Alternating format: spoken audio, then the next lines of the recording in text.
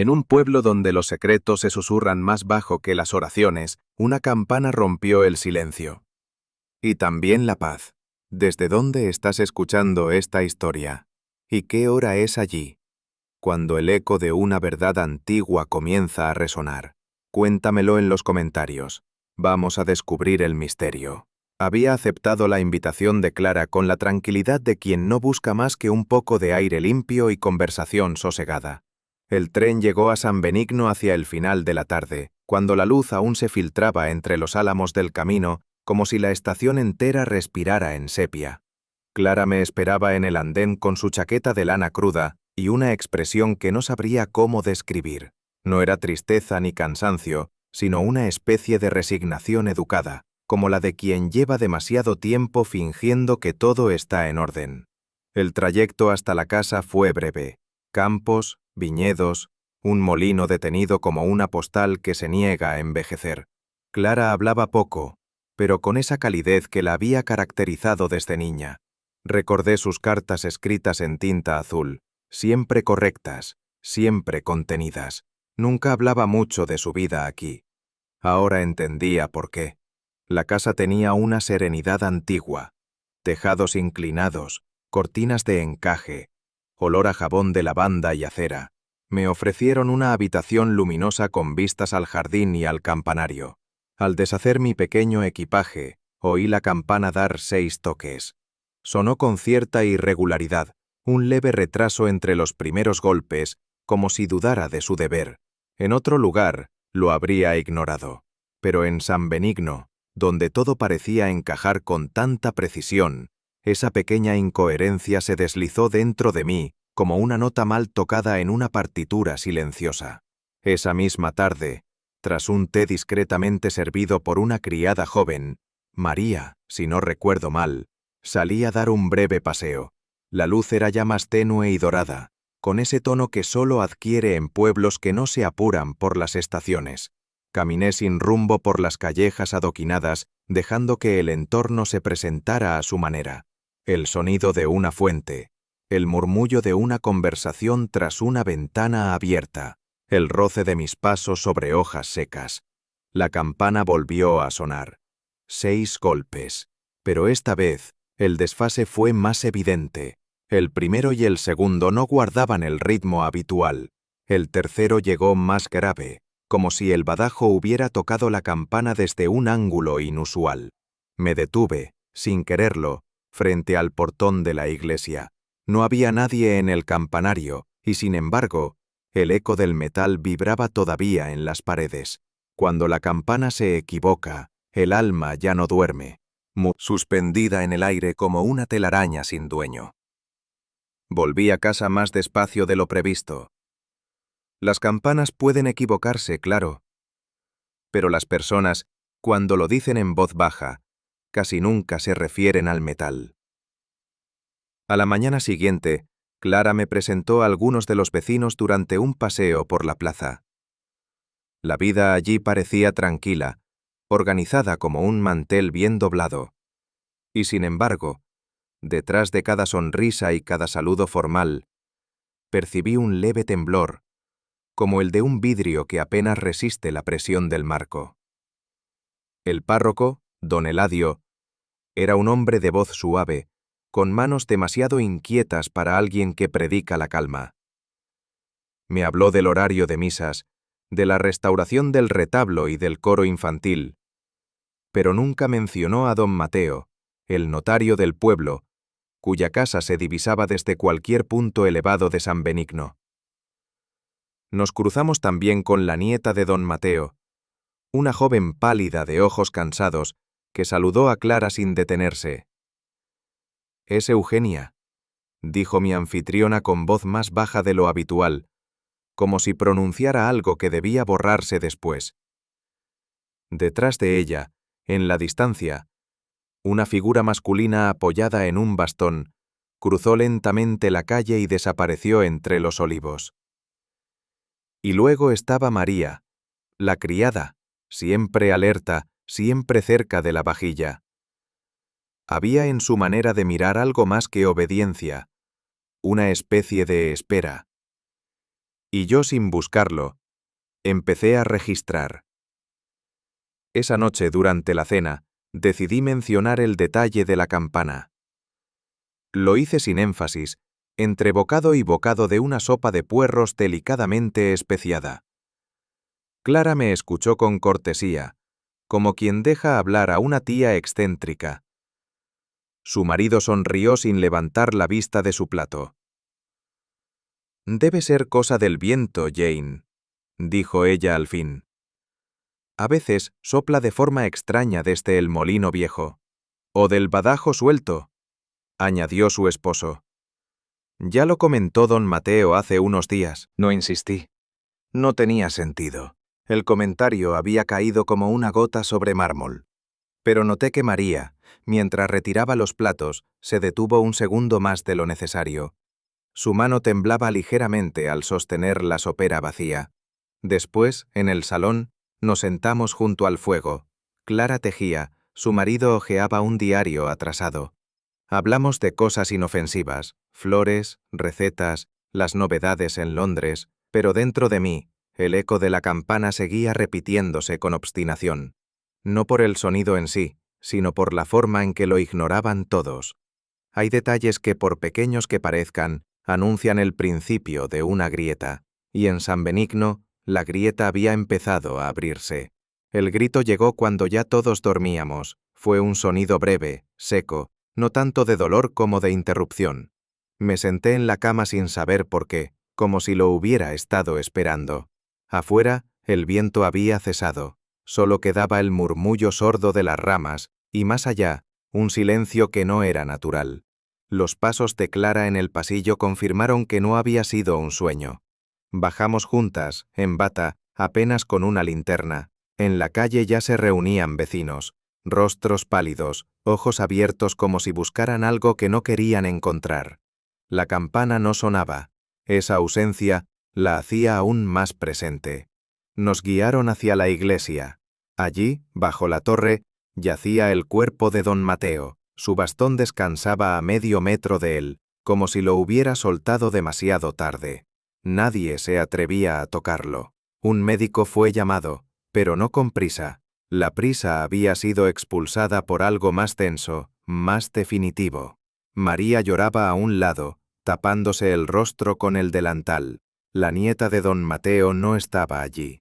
El párroco llegó unos minutos después, pálido, con la sotana arrugada. Nadie hablaba, nadie preguntaba, solo la campana seguía sin sonar. Me acerqué un poco más que los demás, con la calma de quien ha visto ya demasiadas escenas cubiertas con mantas.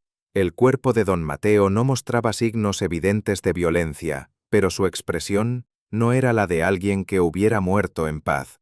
Había una tensión en los músculos de su rostro, como si el último pensamiento le hubiese resultado insoportable. Sus manos estaban recogidas, pero no simétricas. Lo que más me inquietó fue el bastón. Estaba lejos de donde debería haber caído si se hubiese desplomado sin ayuda. Demasiado lejos, demasiado alineado. Aquello no era casualidad. Alguien lo había colocado. No dije nada. Aún no era momento. Pero en el borde de la losa donde descansaba el cuerpo, la sombra del campanario dibujaba una línea recta y fría. Un hombre correcto. Muy reservado, eso sí. Jamás se metió en lo que no le llamaba. Lo interesante, pensé, no estaba en lo que afirmaban, sino en lo que omitían. Observé los rostros mientras hablaban de él. La mayoría mostraba la serenidad que se espera tras la muerte de alguien que, si bien respetado, llevaba ya tiempo ausente en vida. Porque eso era don Mateo, una figura que parecía haberse ido retirando de todo sin hacer ruido. Ya no participaba en las juntas del consejo parroquial. Ya no asistía a las comidas del patronato. Se decía que tenía achaques, que prefería la soledad. Y sin embargo su presencia se notaba. Era de esas ausencias que no pesan, pero tampoco liberan. Recordé su silueta del día anterior, cruzando lentamente con su bastón bajo los olivos.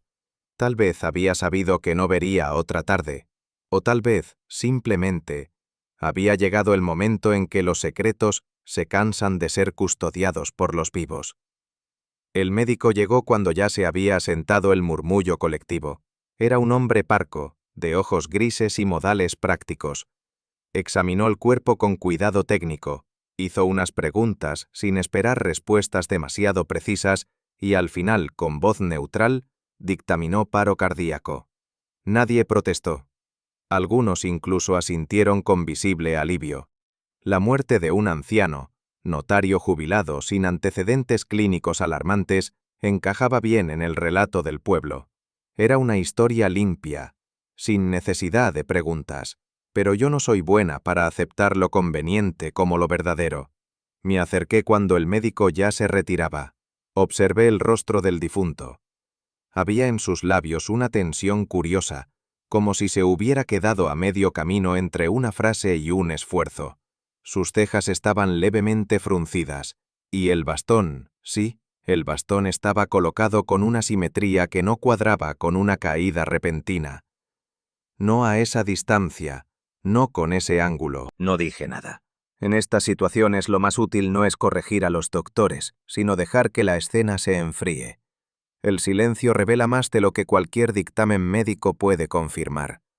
Y aquella muerte, al menos para mí, no estaba cerrada. Volví a cruzarme con María cuando salía de la cocina con un trapo entre las manos. Su rostro estaba empapado, los ojos hinchados, las mejillas rojas de tanto restregarlas. Pero no era eso lo que me llamó la atención. Lo desconcertante era la intensidad del llanto. No era el llanto contenido del deber cumplido, como el de muchas criadas que lloran porque se espera de ellas una muestra de fidelidad. Namber, era un dolor distinto, más profundo, más incongruente y, sobre todo, más aislado. ¿Estás bien, querida?, pregunté con suavidad. Ella asintió con fuerza, casi con brusquedad, pero no contestó. No pidió disculpas por su estado. No se refugió en el típico «era un buen hombre».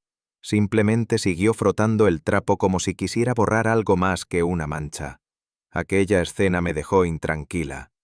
La muerte de un patrón reservado no suele provocar ese tipo de reacción, a menos que el llanto no sea únicamente por su ausencia, sino por algo que quedó pendiente, algo que se supo, o se dijo, o se temió demasiado tarde. A veces, cuando el crimen aún no se ha dicho, es el del duelo el que lo delata sin querer. Las mujeres del pueblo comenzaron a reunirse en la plaza como lo hacen las aves antes de una tormenta, en silencio primero, luego en murmullos, y finalmente en una sinfonía de medias frases, todas vestidas de tonos apagados, algunas con pañuelos en la cabeza, otras con bolsos colgados del antebrazo como quien lleva una certeza. Hablaban de don Mateo, pero no con cariño. Lo hacían como si repasaran un libro que nunca lograron comprender del todo. Lo llamaban meticuloso, demasiado exacto. Comentaban que nunca se casó, que vivía con una sobriedad excesiva y que solo parecía tener aprecio por su biblioteca y sus rituales.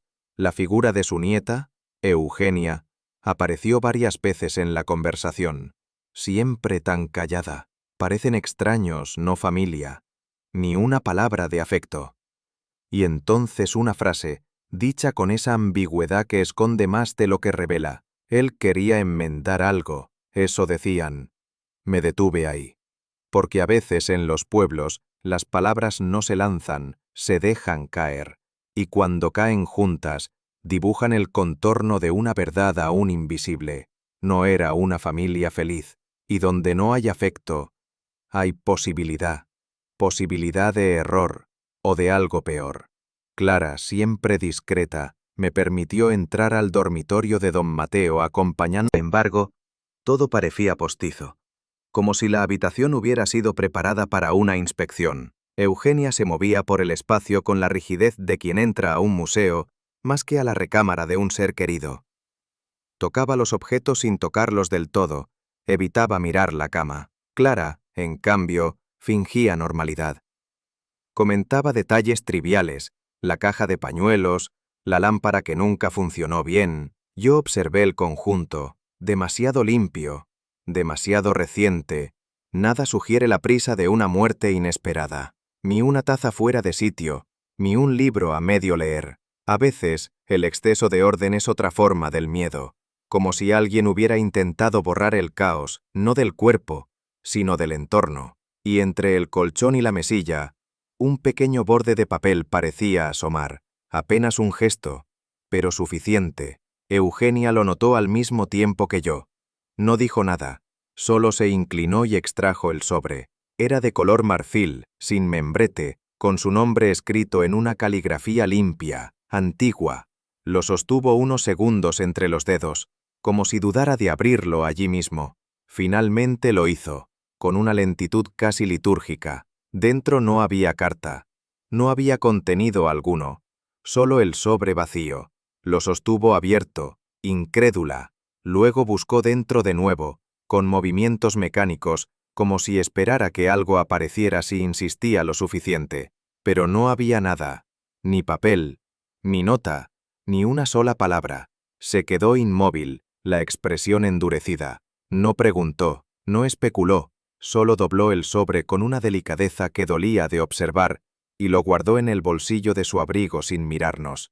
El silencio que siguió fue más elocuente que cualquier explicación. Un sobre vacío dirigido a una nieta, dejado en la mesilla de noche, en la casa de un notario acostumbrado a que las palabras tuvieran peso legal. Yo no sabía aún qué había querido decir don Mateo con ese gesto, pero supe algo con certeza. El mensaje estaba en la ausencia, y la ausencia estaba llena de sentido. Eugenia no volvió a hablar del sobre. Tampoco lloró. Se limitó a acompañar a su abuelo en el velorio con un recogimiento casi eclesiástico, como si se hubiese transformado en estatua por voluntad propia. Yo permanecí al margen, observando. La sala estaba dispuesta con precisión casi ritual, candelabros encendidos, rosarios repartidos sobre los bancos, los cirios altos flanqueando el ataúd como dos testigos que no opinaban. El párroco recitaba letanías con voz más apagada que solemne. Lo miré de reojo. Parecía no estar allí del todo. Pero fue en los asistentes donde encontré los detalles más elocuentes. Ningún llanto espontáneo. Ninguna mano que buscara otra por consuelo. Solo miradas fugaces, cabezas inclinadas, silencios demasiado densos para ser piadosos. Una anciana, la misma que murmuró la frase sobre la campana días antes, se santiguó 3 veces seguidas, y luego cerró los ojos como si luchara contra un recuerdo. 2 señoras cuchicheaban con disimulo, mientras una tercera, más joven, se mantenía recta, con los labios apretados y los nudillos blancos sobre el misal. Aquello no era duelo. Era un velorio vigilado por demasiadas conciencias. Y en el fondo, más que pena, lo que llenaba la sala era un incómodo acuerdo de silencio. No tardaron en aparecer las frases que se repiten cuando alguien ha muerto, pero no del todo en paz. Comentarios envueltos en cortesía, hilados con esa habilidad peculiar que tienen las mujeres de pueblo para sugerir sin afirmar. Una mencionó que don Mateo había tenido un desacuerdo con el párroco años atrás, algo relativo a una donación no documentada. Otra, con tono ligeramente ácido, recordó que había prestado dinero a una prima lejana, y que luego el asunto se olvidó de manera muy oportuna. Una tercera aseguró que entre Eugenia y su abuelo nunca fluyó la ternura, como si entre ellos existiera una deuda emocional no saldada. Me limité a escuchar. Las verdaderas tensiones no suelen estar en lo que se dice, sino en la manera en que se repite lo mismo con distintas palabras. Nadie lo acusaba de nada concreto, pero todas parecían aliviadas de que ya no pudiera responder. Había, en el fondo, una antigua incomodidad mal disimulada bajo la formalidad del luto. Y fue entonces cuando empecé a preguntarme no por la causa de la muerte, sino por el miedo que parecía haber dejado, porque el miedo, cuando es compartido, se disfraza de respeto. Salí un momento a los pasillos para tomar aire, o tal vez para permitirme oír mejor. Las casas antiguas como aquella tienen una acústica particular. Los susurros no desaparecen, se deslizan por los muros como campana. No es la primera vez que suena sola. Yo lo vi discutir con él el día anterior. pero no era la primera vez. Ninguna de esas frases por sí sola significaba gran cosa, pero en conjunto dibujaban una atmósfera cargada, como si todos supieran algo, pero esperaran a ver qué versión se impondría antes de confirmar la propia. No era simple habladuría, había miedo en la forma en que se pronunciaban ciertos nombres, una cautela no habitual en quienes acostumbran a opinar con libertad. El pasillo olía a incienso antiguo y a humedad, y entre las grietas del silencio, empecé a sospechar que don Mateo no había muerto solo, aunque su cuerpo no mostrara heridas. Volví a la sala justo cuando el cielo comenzaba a oscurecerse y las sombras alargaban los objetos. El murmullo había disminuido. Algunos vecinos ya se despedían con frases que no llegaban a la emoción. Y entonces, sin previo aviso, la campana volvió a sonar. No era la hora, no correspondía a ningún rito, solo 3 golpes, lentos, discordantes, como si la cuerda hubiese sido jalada con una mano sin ritmo, o sin cuerpo. La sala se congeló, una mujer soltó un rosario, otra dejó caer el bolso. El sacerdote se volvió hacia la puerta con el rostro desencajado. Nadie se movió durante unos segundos que parecieron mucho más. No fui la única en levantar la vista hacia el campanario. Clara se acercó a la ventana. No había nadie. El campanero estaba ausente desde hacía 2 días. Eso me había dicho María. Y la puerta que conducía a la torre permanecía cerrada con llave. Pero el sonido había sido real, denso, antiguo, como si algo o alguien se resistiera a ser olvidado.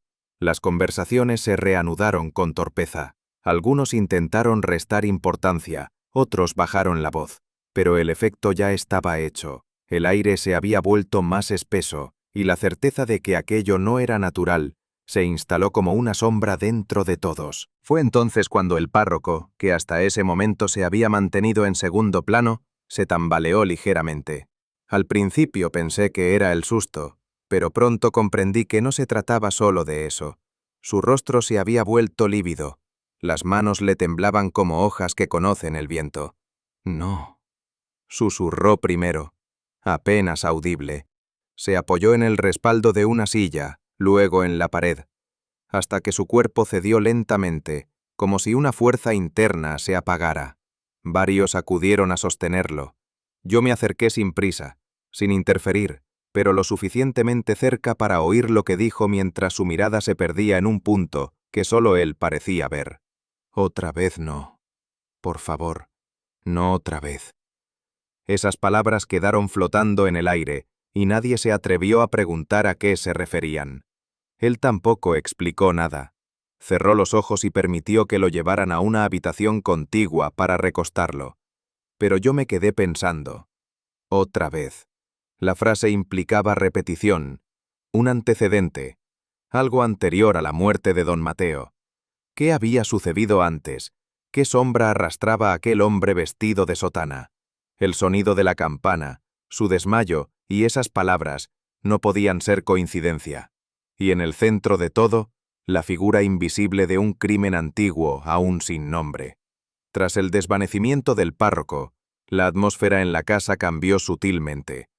Las conversaciones se volvieron más medidas, y Clara, aunque no lo dijo en voz alta, parecía agradecer que las visitas comenzaran a retirarse.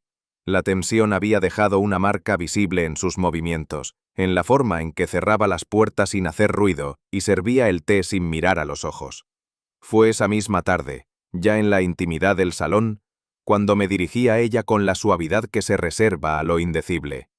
¿Crees que podría ver el despacho de don Mateo? Su respuesta no fue inmediata. Dudó apenas un instante, y luego asintió con una gravedad discreta. Si alguien puede notar lo que falta, sin que parezca que falta, eres tú. Me condujo sin ceremonia a la estancia más apartada de la casa, una habitación que olía a papel seco, cuero viejo y algo indefinible que se parecía mucho al miedo. No lo dijo, pero entendí que no había entrado allí desde la muerte de su tío. Me dejó sola, cerrando la puerta con un gesto que era más de confianza que de cortesía. No me moví de inmediato. Los despachos hablan en susurros, y es preciso escuchar antes de mirar. El despacho de don Mateo era sobrio hasta la negación. Ni un cuadro personal, ni una fotografía. Solo estanterías ordenadas, una lámpara de mesa, el reloj detenido a las 11:22. Observé los lomos de los libros, con floral algo anticuada. Al principio no reparé en él, acostumbrada como estoy a esas decoraciones heráldicas en casas de hombres mayores, pero al acercarme, noté que los bordes no coincidían del todo con el marco de la pared, como si hubiera sido recolocado o movido recientemente. Lo aparté con cuidado. Detrás, la sorpresa no fue una, fue un signo. Una pequeña caja empotrada, metálica, con cerradura de combinación. En su superficie, casi ocultos por la pátina del tiempo, distinguí unos símbolos discretos. Un compás, una escuadra, una flor de lis. Signos masones. No era raro para un hombre de su generación, aunque siempre dicen que los verdaderos miembros no lo confiesan. La caja no parecía haber sido forzada. Eso ya era, en sí mismo, una decisión. Cuando introduje una combinación lógica, su año de nacimiento seguido de su inicial, el clic fue casi silencioso. Y sin embargo, aquel leve sonido me dio la impresión de haber abierto algo más que una cerradura, quizá una puerta hacia lo que don Mateo nunca quiso dejar por escrito. El contenido era escaso, pero no por ello ligero. Primero, una serie de documentos notariales, sellados con precisión. Escrituras de propiedad, acuerdos de cesión, testamentos de clientes fallecidos hacía décadas. Pero entre ellos, sin clasificar, reposaba una hoja más delgada, escrita a mano, sin membrete ni fecha. Las primeras líneas estaban trazadas con tinta negra, temblorosa, como de alguien que escribe más por necesidad que por claridad. Las últimas frases se detenían a mitad de una palabra. El texto era, a todas luces, una confesión, o el intento de una. Había menciones a un joven desaparecido, a una decisión tomada para evitar mayores males, a una segunda oportunidad que no debía repetirse. El nombre del muchacho no estaba completo. El final de la carta parecía arrancado por voluntad o por miedo. Debajo, como si lo escoltara, yacía una medalla militar. Óxido antiguo, cinta descolorida, una cruz sin adornos. Apenas visibles, las iniciales MAS grabadas en el reverso. La medalla no decía nada en voz alta, pero su presencia dentro de aquella caja, junto a la carta, insinuaba una conexión. Guerra. Honor. Culpa. La caja no contenía dinero, ni joyas, ni nada que pudiera generar codicia inmediata, pero lo que sí guardaba era otra cosa, la huella de una conciencia que había cargado con algo no resuelto. Y mientras sostenía aquella medalla, comprendí que el corazón de este crimen no estaba en lo que se había hecho ahora, sino en lo que nunca se corrigió entonces.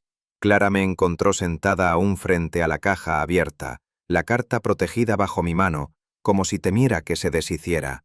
No dijo nada al principio. Luego, mirando la medalla, musitó. Fue en África. La frase quedó suspendida, sin justificación ni contexto, pero yo supe que no era casual. Me giré apenas, esperando.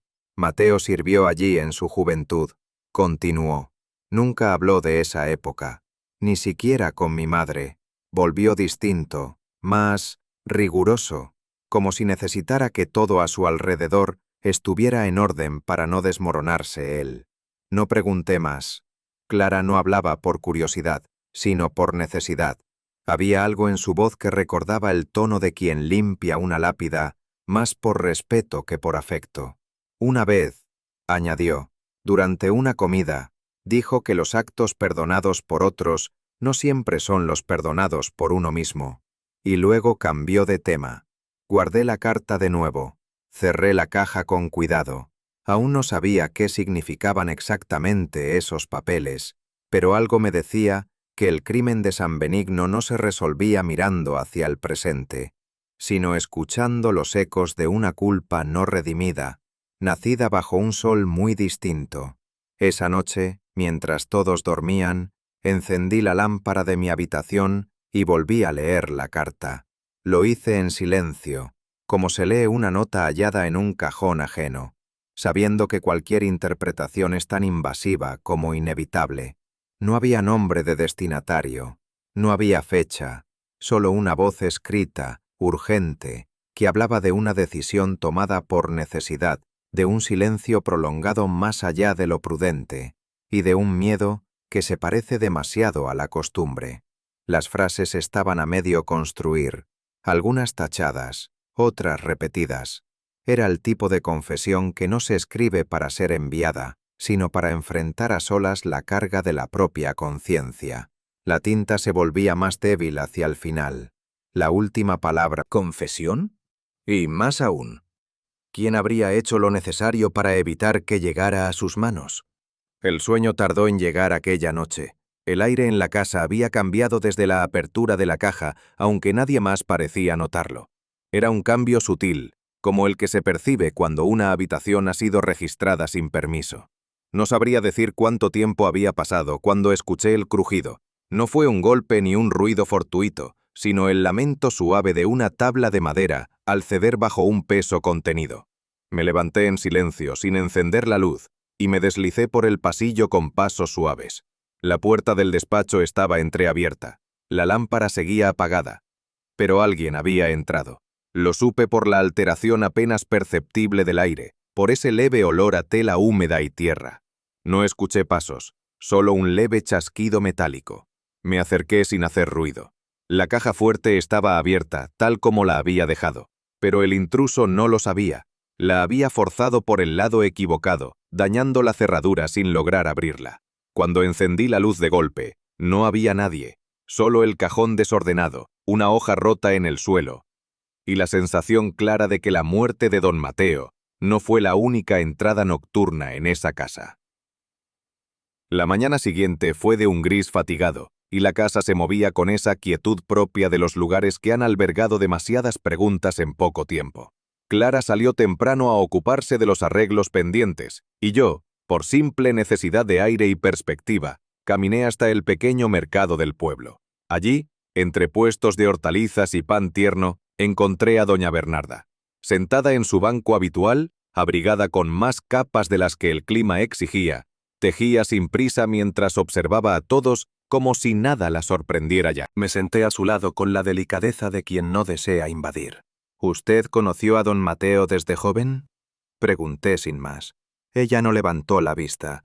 Desde antes que fuera notario, dijo, cuando aún creía que la ley podía limpiar pecados. Guardó silencio unos segundos.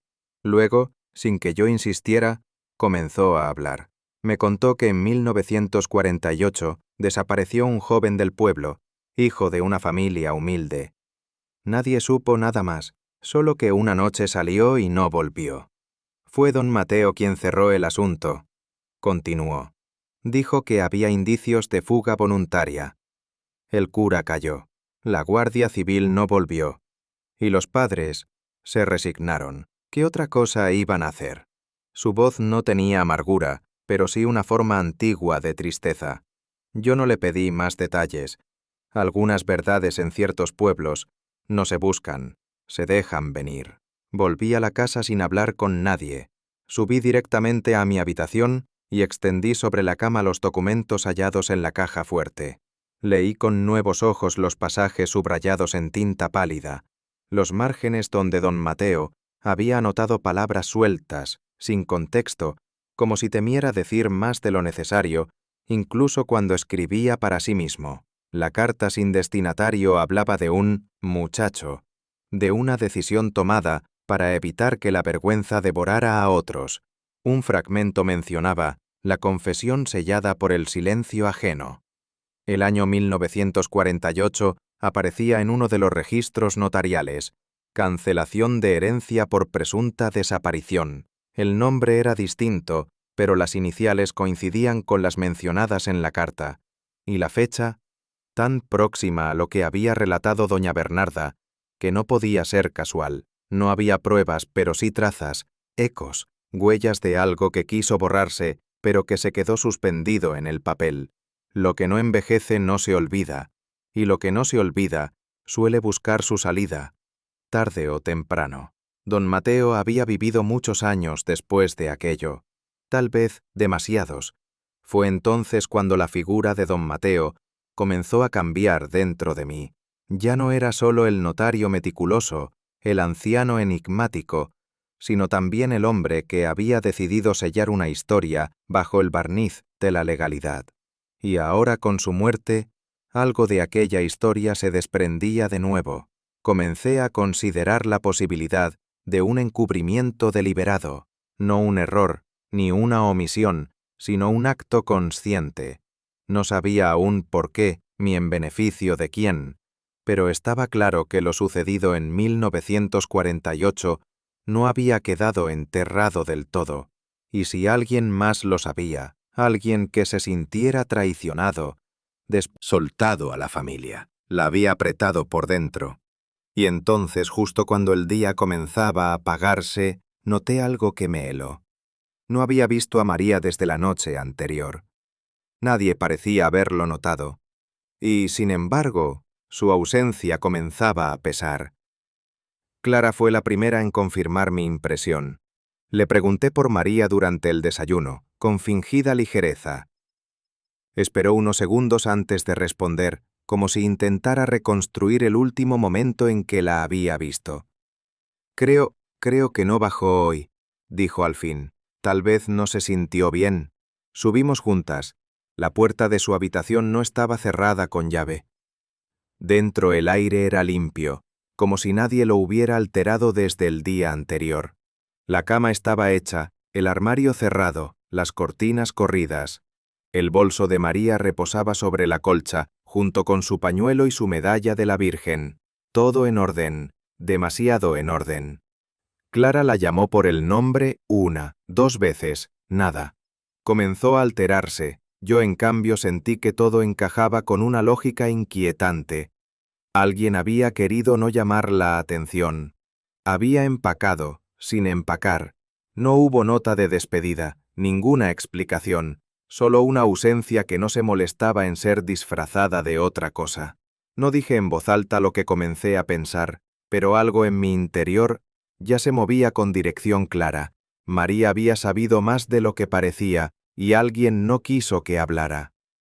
Fue Clara quien encontró el detalle que cerró mi sospecha. En la mesilla de noche, junto al vaso de agua y una revista doblada, había un pétalo seco de rosa, cuidadosamente posado sobre una cinta de raso azul. Bordada en un extremo, una sola palabra: silencio. No tenía destinatario, no estaba sujeta a ningún papel, no explicaba nada, y sin embargo decía demasiado. No era una despedida, era una advertencia, o tal vez un tributo, un recordatorio de que lo que no se dice puede pesar más que lo que se confiesa. María no se había ido por cobardía, se había ido porque entendió algo, algo que los demás aún no habíamos visto, o no queríamos ver. Tomé la cinta entre los dedos y sentí un escalofrío leve, como si alguien, acabara de pasar muy cerca de mí, sin rozarme, pero dejándome un mensaje claro. El silencio empezaba a gritar. No quise compartir aún el hallazgo de la cinta bordada. El silencio, pensé, debía escucharse a solas antes de que el ruido de las interpretaciones lo ahogara. Preferí distraerme con los quehaceres más humildes. La casa aún tenía rincones sin explorar, y entre ellos, el lavadero anexo al campanario conservaba un aire de olvido útil. Entré sin anunciarme. El olor a jabón viejo y humedad era penetrante, y las losas, siempre un poco más frías allí, parecían retener secretos que el resto de la casa prefería ignorar. Me detuve ante un cesto de lino limpio, ordenado, demasiado ordenado para un espacio usado por tantas manos. Fue un gesto casi instintivo, levantar la capa superior de sábanas cuidadosamente dobladas. Debajo, escondido como si se tratara de un pensamiento vergonzoso, hallé un pañuelo, bordado con iniciales femeninas que no reconocí de inmediato. El hilo, en un rojo desvaído, ya no era seda, sino sangre. Seca, sí, pero suficiente para helar la piel. No grité, no llamé a nadie. Solo cerré la tapa del cesto con la misma delicadeza con que se guarda una verdad inconveniente. Me quedé inmóvil unos segundos, oyendo la campana sobre mi cabeza crujir con la brisa. Comprendí entonces que lo oculto en esta casa no se movía con prisa. Se quedaba, se filtraba, se escondía entre lo cotidiano. Como ese pañuelo, como una sombra bordada entre las sábanas limpias. Desde una de las ventanas del pasillo superior se alcanzaban a ver varios patios traseros del pueblo. Las cuerdas de tender formaban líneas suspendidas entre pequeñas rutinas y viejos silencios. Me detuve a observar. La ropa tendida siempre me ha parecido un lenguaje secreto. Hay quien no lo comprende, pero yo he aprendido a leerlo. Las sábanas en particular dicen más de lo que aparentan. De su blancura se deduce la prisa con que se lavaron, de sus pliegues, la mano que las dobló. Y aquel mediodía, algo me desconcertó. Un juego de sábanas, colgado en la casa contigua, no encajaba con los anteriores días. No era el color, ni el número de piezas, sino la secuencia. 3 días atrás no estaban, ayer sí, hoy también, y estaban demasiado planchadas para haber más. La cuerda ondeó y las sábanas parecieron agitarse con una intención muda, como si supieran algo que no podían decir. Mientras observaba los patios, regresó a mí una conversación trivial mantenida días atrás, cuando el crimen aún parecía un hecho aislado y la vida se disfrazaba de normalidad. Fue en la tienda de comestibles, donde las vecinas comentan sin saber que están entregando fragmentos valiosos del mundo que habitan. «Es curioso», dijo una mujer mientras contaba huevos.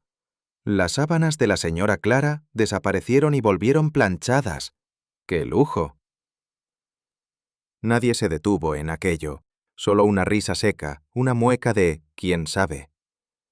Yo tampoco le di importancia, hasta ahora, porque esas sábanas eran distintas, no solo por su orden, sino por lo que implicaban, una ausencia breve, un retorno discreto y una voluntad de disimulo.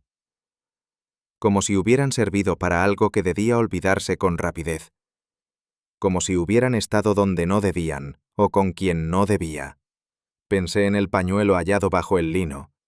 Pensé en la sangre seca, y me pregunté si aquel lujo de las sábanas planchadas no escondía algo más que buen gusto. A veces los comentarios sin intención son los que abren puertas que otros se esfuerzan en sellar. Y esa puerta, sin quererlo, ya había sido entreabierta. No podía dejar de mirar hacia el campanario. Volví al lavadero por la tarde, cuando la casa parecía haberse sumido en una calma pactada. Nadie preguntó por mí. Eso me facilitó cruzar el umbral del campanario con la naturalidad de quien busca solo sombra, pero con la inquietud firme de quien presiente algo más que piedras viejas.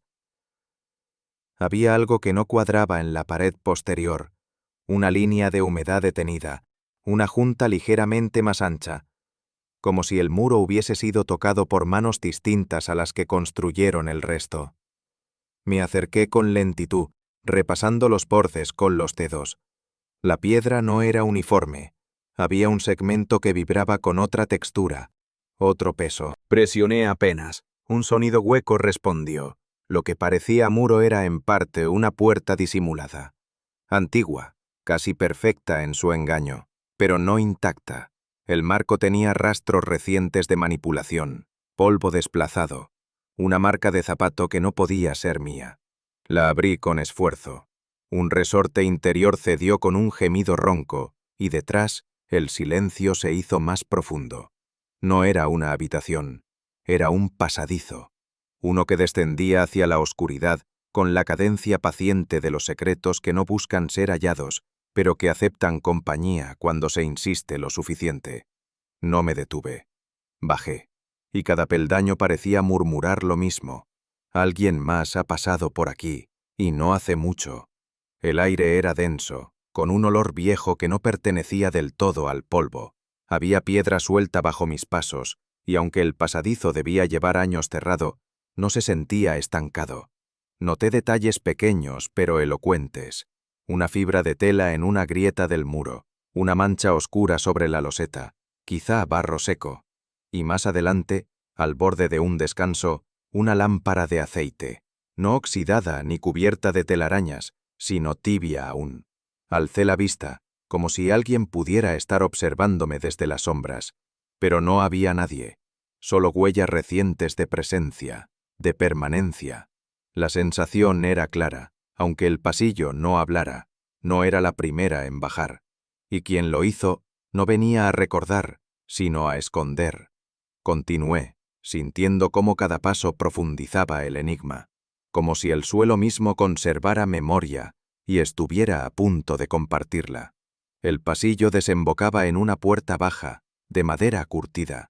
No se abría hacia afuera, cedía hacia dentro, y al hacerlo, el aire cambió, más tibio, más reciente, como si alguien hubiese respirado allí hacía apenas unas horas.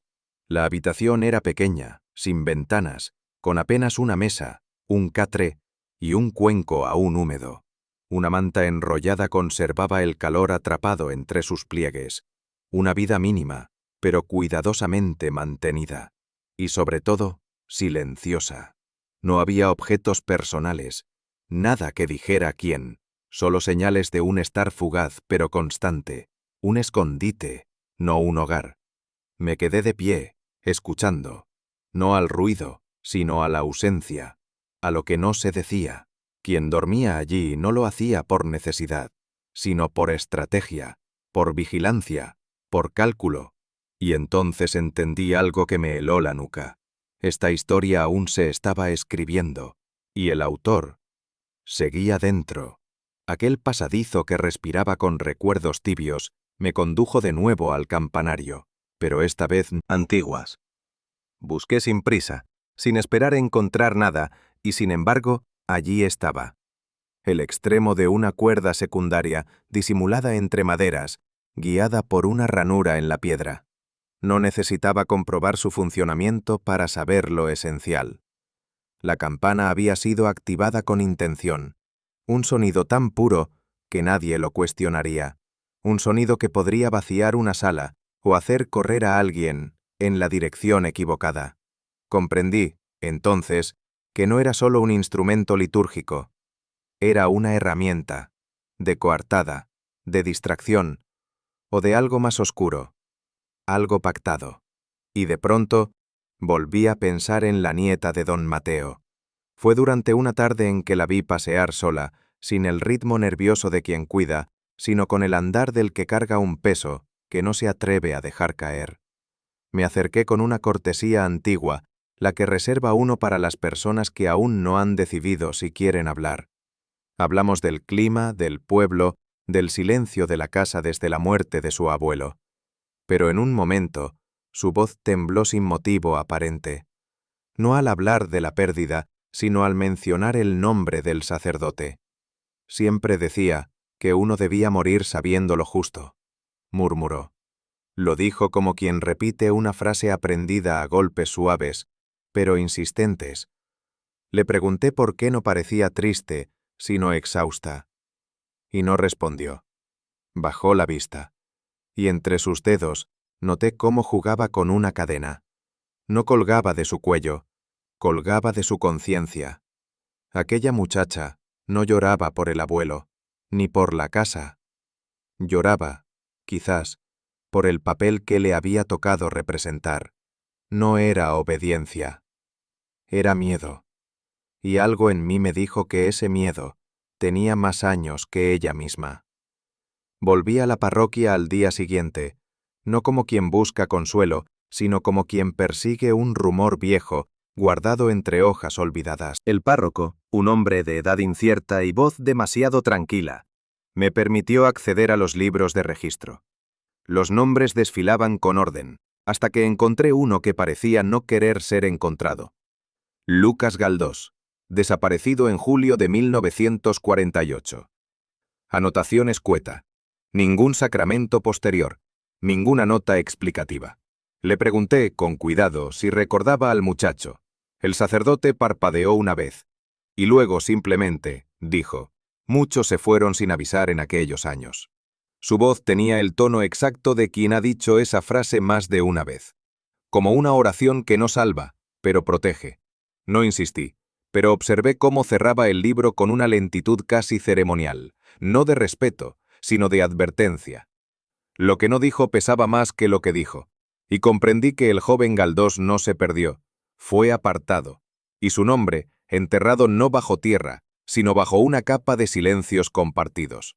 Y en ese momento, supe que la campana no era el único eco antiguo que seguía resonando. Comencé a entrelazar piezas que no encajaban por azar. El sonido de la campana en la noche del crimen, la desaparición de María, el miedo de la nieta, la omisión del sacerdote y el joven Galdós, cuya ausencia había sido sellada por demasiados labios. Recordé un viejo dicho de mi infancia: quien tañe la campana llama a algo más que oídos. Y entendí que esa campana había servido más de una vez para sellar pactos de silencio. No con palabras, sino con señales. Era posible que en 1948 también hubiera sonado. No como advertencia, sino como permiso. Empecé a sospechar que ciertas muertes, ciertas desapariciones, habían sido cubiertas con un acuerdo tácito entre quienes consideraban que el orden valía más que la verdad. Y esa campana, entonces, se convirtió en símbolo de ese pacto. Sonaba cuando era necesario distraer, ocultar o permitir. Quizás no todos los que vivían sabían, pero sí sabían no preguntar, y algunos sabían demasiado para seguir vivos. Aquel sonido metálico seguía retumbando en mi memoria, no como un eco, sino como un latido, uno que me guiaba hacia los libros, hacia el rincón donde los muertos no hablan, pero dejan notas. Entré en la biblioteca personal de don Mateo con la certeza de que no debía buscar lo obvio. Los documentos visibles, los expedientes organizados, ya habían sido revisados, pero el polvo no se acumula de la misma forma sobre lo importante que sobre lo inútil.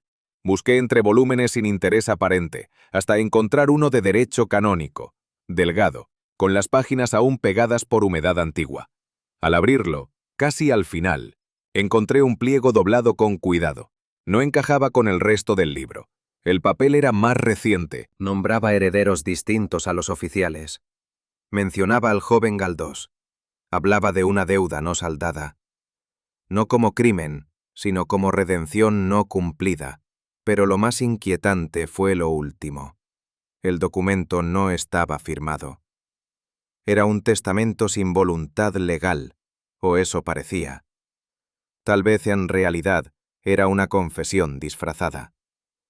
Comprendí que aquel papel no debía ser encontrado por sus herederos, y sin embargo, alguien lo había colocado allí, no para ocultarlo del todo, sino para dejarlo al alcance de quien supiera leer entre páginas olvidadas. El contenido cambiaba todo. No solo quién había perdido qué, sino quién había protegido a quién. ¿Y por qué? No me atreví a cerrarlo de inmediato, porque lo que se hereda, a veces, no es una casa ni un dinero, sino un secreto que nunca quiso morir. No regresé a Saint Mary Mead esa tarde. Había llegado el momento de reunir a quienes con su silencio o sus gestos habían tejido una historia más antigua que la muerte de don Mateo. Elegí el jardín, no por belleza, sino por símbolo. Y bajo el olivo, ese árbol que no da frutos sin heridas, dispuse un círculo sin centro visible, sin tronos ni acusados. Algunos llegaron con aire curioso, otros con resignación, pero todos con una sombra detrás de la espalda. Yo no les pedí palabras, solo presencia, porque a veces el simple acto de sentarse juntos es suficiente para que los hilos empiecen a soltarse. Miré el olivo. Había estado allí más tiempo que cualquiera de nosotros, y si pudiera hablar, habría dicho que las raíces siempre recuerdan, que lo que se entierra no desaparece, solo cambia de forma. Me aclaré la garganta. Nadie interrumpió, no porque esperaran revelaciones, sino porque comprendían que el momento había llegado. No un juicio, sino una exposición de verdades suspendidas, de esas que no buscan castigo, sino memoria. Fue entonces cuando hablé de la campana. El sonido no fue casual, dije. No fue pánico ni accidente, fue precisión. Nadie se movió. Pero algunos dejaron de respirar un instante. Expliqué lo que había descubierto en el campanario. La cuerda auxiliar, el rastro mecánico, la posibilidad de activarla sin estar presente. La campana sonó a las 10:05, y todos sin excepción, recordaban ese instante, porque fue el momento en que el mundo pareció detenerse, o más bien, desviarse. Alguien sabía que el sonido marcaría una ruptura, que distraería, descolocaría, crearía la ilusión de simultaneidad, y así fue. Mientras unos corrían hacia el sonido, otros quedaban alejados, y en ese breve margen, de segundos apenas, se ejecutó el crimen. No fue improvisación, continué, fue coreografía.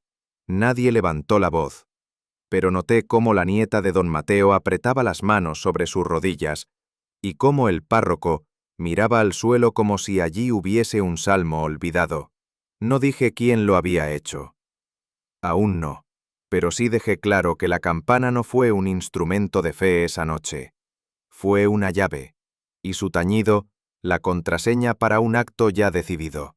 Lo más inquietante, sin embargo, no era el crimen en sí, era lo que lo había motivado.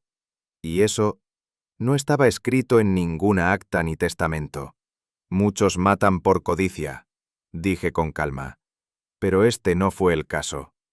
Algunos rostros se tensaron, pero no por sentirse acusados, sino porque sabían que hablaba de algo más profundo, más incómodo, la culpa. El asesino no buscaba herencia, ni venganza inmediata. Continué. Buscaba silencio, uno definitivo, porque hay culpas que no se redimen con el tiempo, sino que fermentan. Y cuando alguien amenaza con sacarlas a la luz, se convierten en miedo. El testamento, la campana, la sincronización, todo respondía a una lógica, no de ambición, sino de protección, no del presente, sino del pasado. Los ojos de la muchacha se humedecieron, y el párroco volvió a pasar la mano por su sotana, como si necesitara cerciorarse de que aún tenía derecho a vestirla. Lo que había provocado la muerte de don Mateo no fue lo que poseía, sino lo que sabía, y lo que quizás estaba a punto de confesar. Las raíces del crimen eran antiguas, más antiguas que el jardín, que el olivo, y estaban a punto de emerger. Con delicadeza, extraje de mi bolso el documento hallado entre páginas olvidadas. No lo levanté como una prueba, sino como un espejo. Este testamento, expliqué, no fue redactado para cumplir una voluntad legal, sino para evitar que otra verdad saliera a la luz. El párroco frunció el ceño. La nieta cerró los ojos, y un murmullo casi confesión. Alguien, sin embargo, temía esa revelación. Y forjó otro documento, uno correcto, sellado, silencioso, inofensivo. El testamento falso no buscaba riquezas, buscaba que ciertos nombres no fueran pronunciados, que ciertos recuerdos siguieran dormidos, que el pasado permaneciera en la sacristía del olvido. Pero el papel había sido hallado, y el tiempo del silencio interrumpido. No pedí confesión, nunca lo hago, pero a veces la culpa necesita salir antes de que uno se hunda en ella. El sacerdote se llevó la mano al rostro. La voz le tembló, no como quien miente, sino como quien ha guardado demasiado durante demasiado tiempo.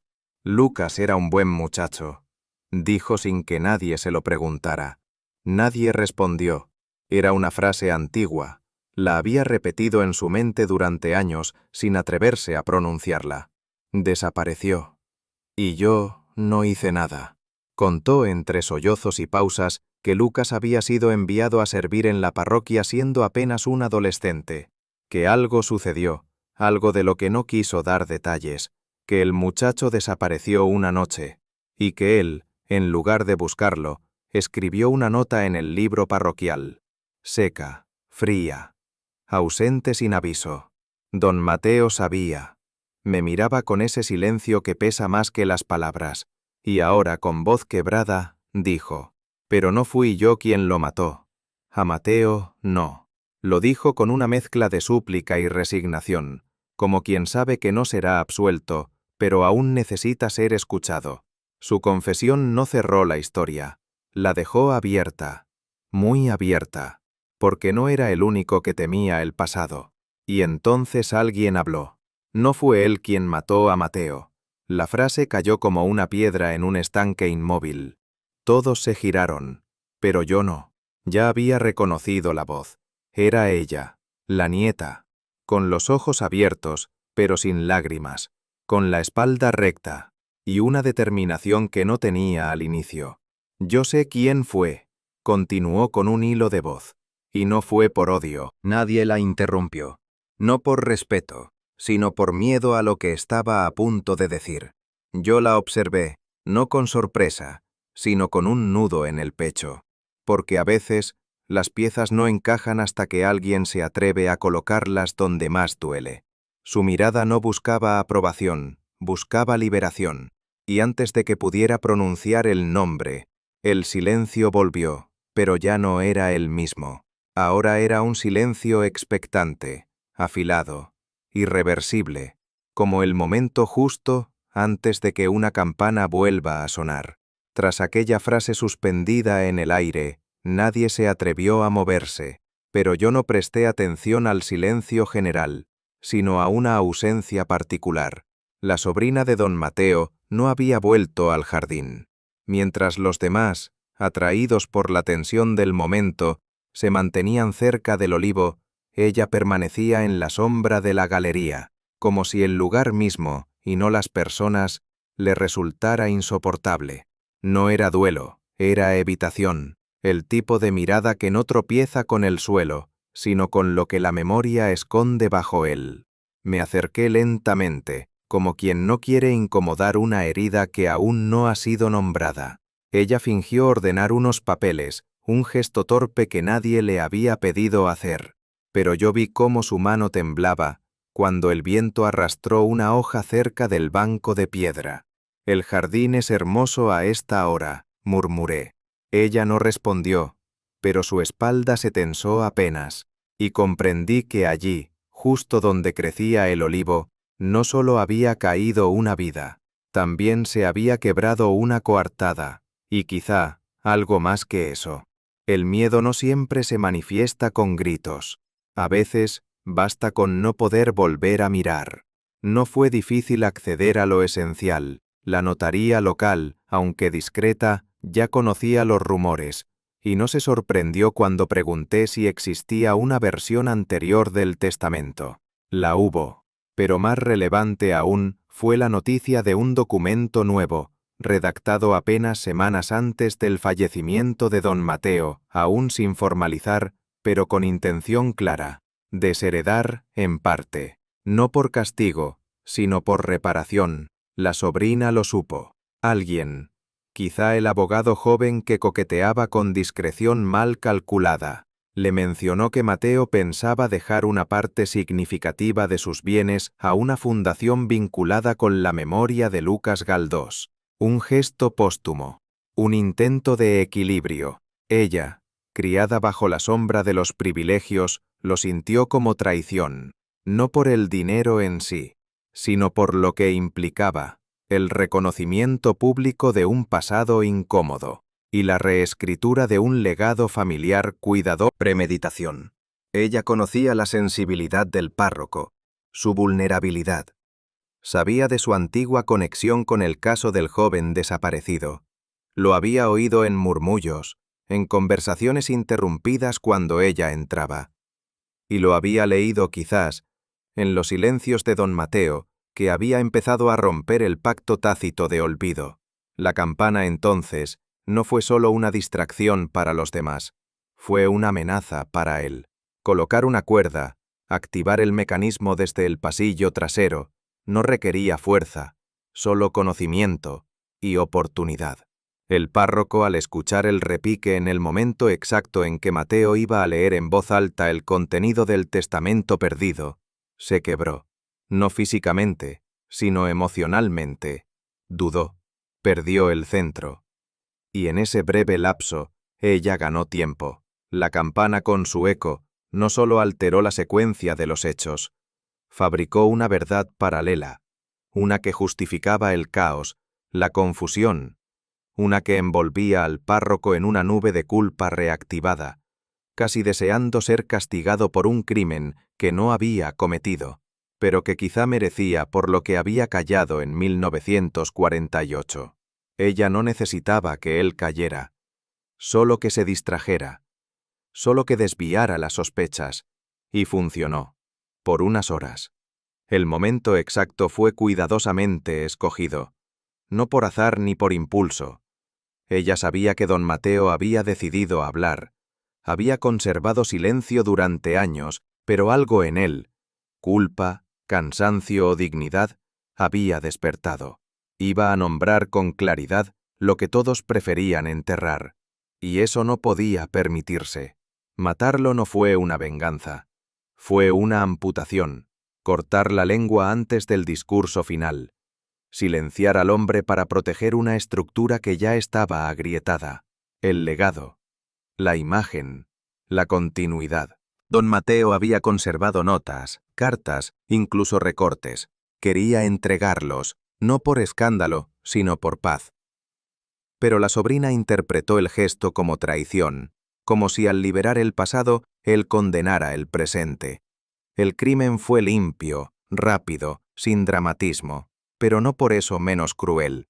No se mata solo con armas, se mata con tiempo, con cálculo, con frío, y la elección del instante, la campana, la dispersión de los testigos, el gesto ensayado de sorpresa, mostró que no era una reacción, era una decisión antigua y firme, una decisión tomada justo cuando el olivo empezaba a florecer.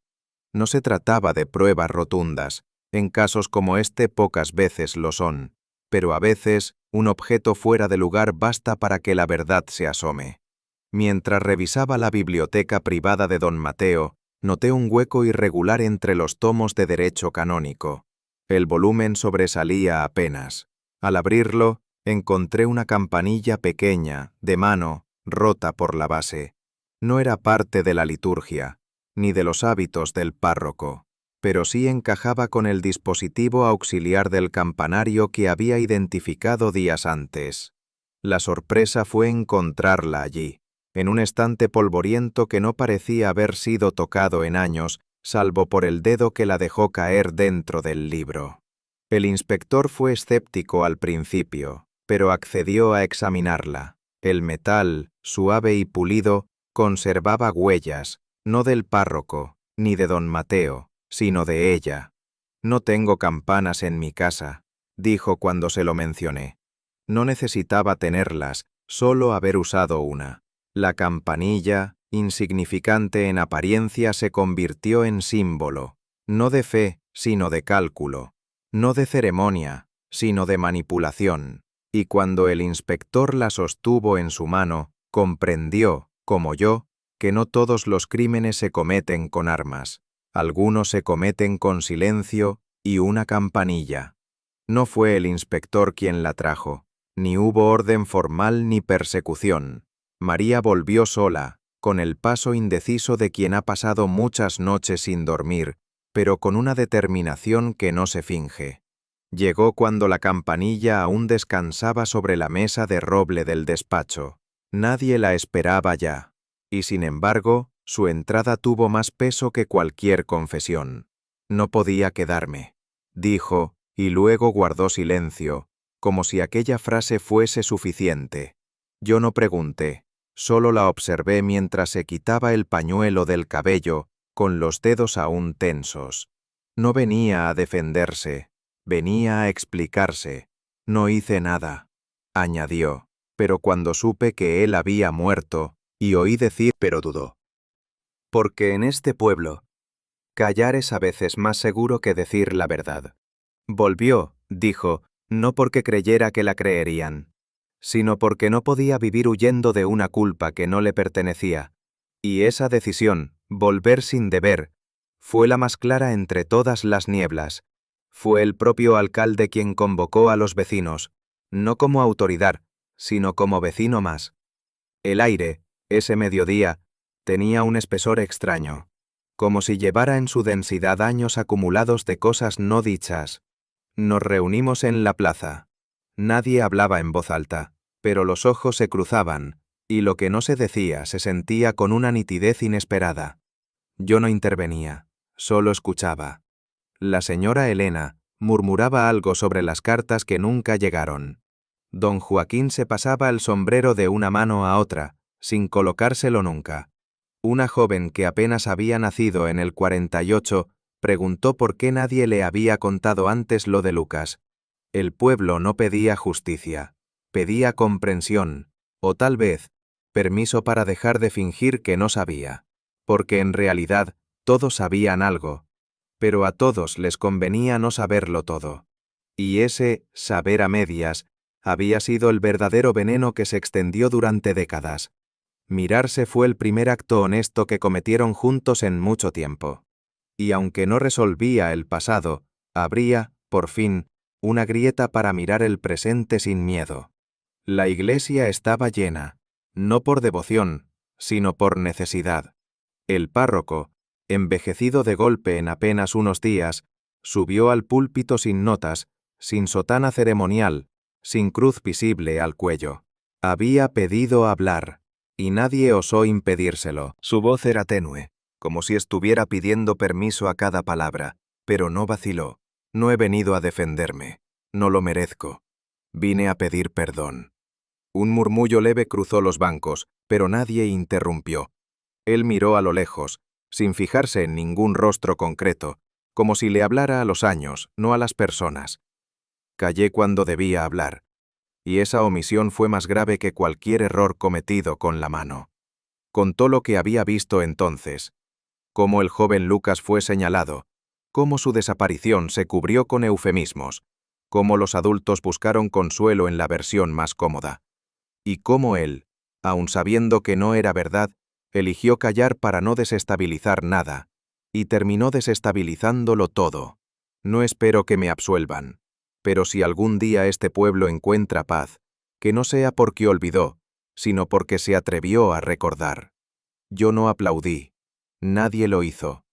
Pero, en ese silencio denso, hubo algo que se rompió, y al romperse, sanó.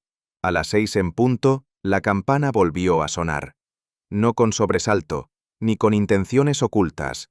Fue un sonido limpio, redondo, casi humilde, un recordatorio de que, en medio del desorden humano, aún existen ritmos que no necesitan permiso.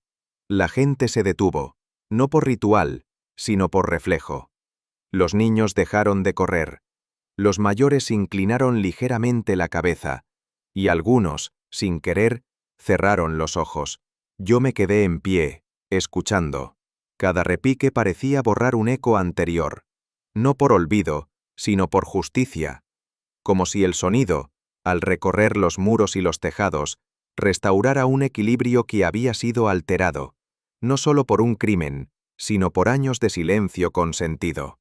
El párroco, desde un banco lateral, no levantó la vista, pero sus labios se movieron, no sé si rezaba, o si simplemente repetía por dentro la palabra que no pudo decir durante medio siglo: perdón.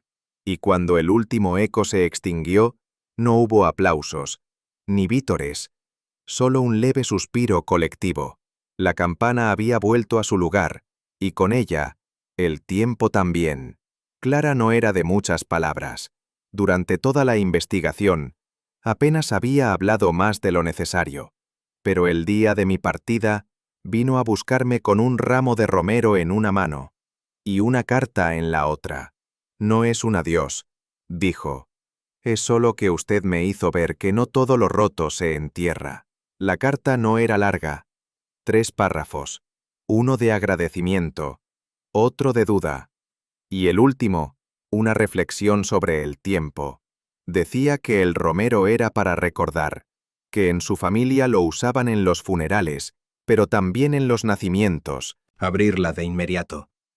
No por falta de curiosidad, sino por respeto. Hay palabras que no deben leerse como pistas, sino como pausas, como esas verdades suaves que no gritan, pero permanecen.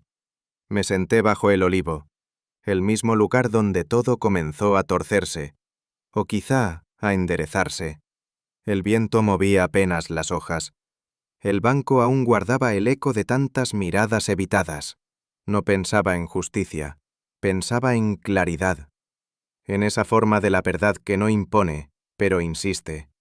Y mientras el silencio del pueblo respiraba por fin sin tensión, susurré para mí misma, como si hablara con las raíces del árbol.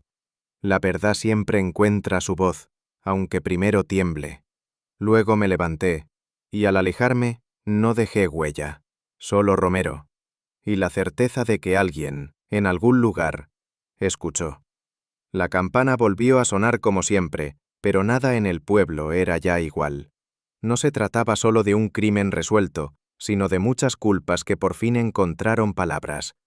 Algunos pidieron perdón, otros callaron más fuerte, y unos pocos, como María, simplemente regresaron. El olivo quedó allí, como un testigo que no olvida. Y ahora dime tú, ¿es posible vivir en paz con una verdad que todos conocen, pero nadie se atreve a decir en voz alta? Déjame tu opinión en los comentarios. Si esta historia te tocó de algún modo, te invito a darle like, compartirla y suscribirte para más relatos como este.